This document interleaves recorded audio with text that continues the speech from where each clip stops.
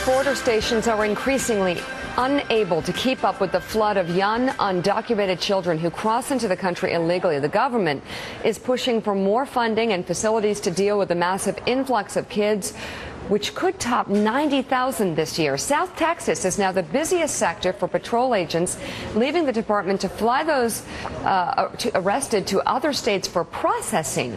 Joining us now from Washington, Democratic Congressman Luis Gutiérrez of Illinois. Very good to have you on the show, sir. Thank you, Mika. I guess, first of all, what are the biggest problems that these children are facing? Children, so many of them. And I heard at one point they were even being put in adult facilities because there wasn't room for them. But what is being done, first of all, to try and deal with the present problem? And what do you think Congress needs to do? Well, what Congress needs to do, first of all, is not to try to use this as an excuse not to do comprehensive immigration reform. What is driving the children to the border is violence, the cartels, and drugs. That's what's driving the children to our borders of the United States.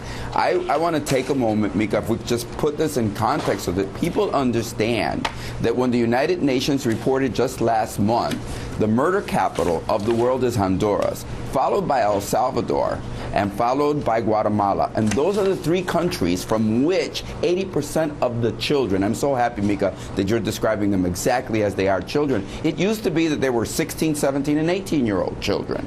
Now you have 10 and 11. Used to be they were mostly male. Half of them are girls, little girls, that are coming to our border. And so I think we need to have a regional approach. We need to get together with the countries, because many times we look at this, and this, Mika, is not a new problem. This is a problem that has been festering for some time. We tend to think of it happening in Africa, and we tend to think of it happening in Syria. Right. It's happening on our borders. Yeah. So, hey, Congressman, Joe Scarborough here. Always good to have you on, buddy. Good to see you again. So we were reading a paper earlier today. I hadn't connected the dots. We had Bobby Ghosh yesterday talking about 50,000 children coming across the borders and a real crisis that we're facing right now.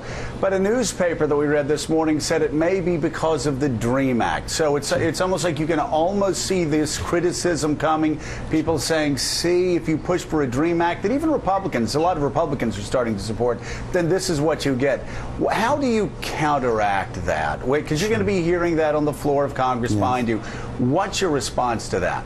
First of all, Joe, many of those that are bringing the issue up of the DREAM Act and the past that the president issued that executive order back in June of 2012 that allows young, undocumented children, which we celebrate in America, that we're allowing them a place where they're not being deported.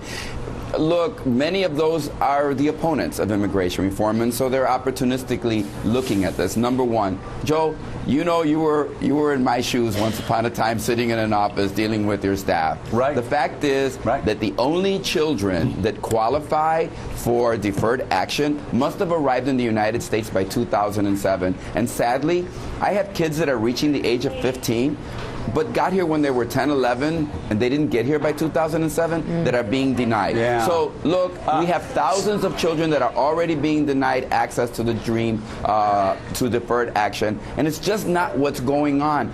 And this humanitarian, Joe, this is going to get exponentially worse unless we deal with the rampant crime. Does Congress, you know, the president has been criticized by a lot of Hispanic groups for deporting as many illegal immigrants as he has. What should the president and Congress do together right now? What's the first thing they can do right now to stop this I mean, it is a humanitarian crisis of children. What do they do? You know what, Joe? We should look at it as a regional problem, as a hemispheric problem, as a problem of the Americas, first and foremost, that is going to exponentially get worse. And what we should say is, it's our problem in our borders. We put money in resettlement camps in Africa and throughout the world because we see the humanitarian crisis. We should look at this. These are children. First of all, we should depoliticize it from the immigration debate.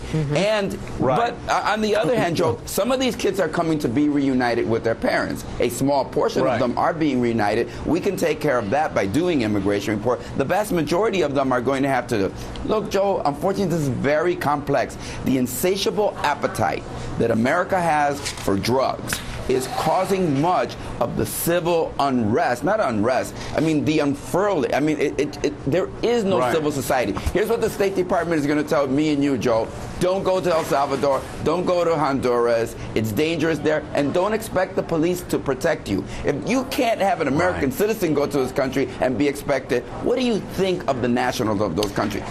Look, it's a crisis. We need to have a global.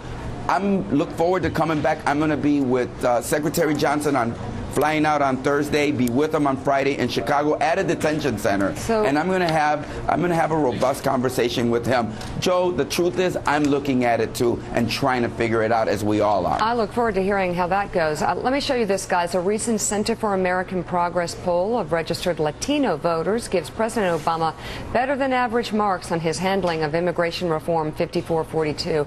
If the House, led by Speaker Boehner, is unable to push through immigration reform this year, 74% of Latinos say they will have a less favorable opinion of House Republicans. If they can pass it, the numbers look much better. For Republicans, more than half of Latino voters said they would take a more favorable view of congressional leaders in the party. And just really quickly, Luis, what's the concept of Hillary Clinton? Would you welcome that candidacy? Oh, look. I'm going to come on the program. I support Hillary Clinton for president. I think she'd make a fabulous president. In the meantime, I have to say, there are good Republican members of the caucus in the House of Representatives that want to deal with this problem. Democrats have to remember we're in the minority. Republicans have to remember they lost the referendum on immigration. We have to find common ground. And there are men and women who want to do that. I hope we do. We'll be able to get I it hope done. we do. Congressman Luis Gutiérrez, thank you so much. Great to have you on the show. Up next,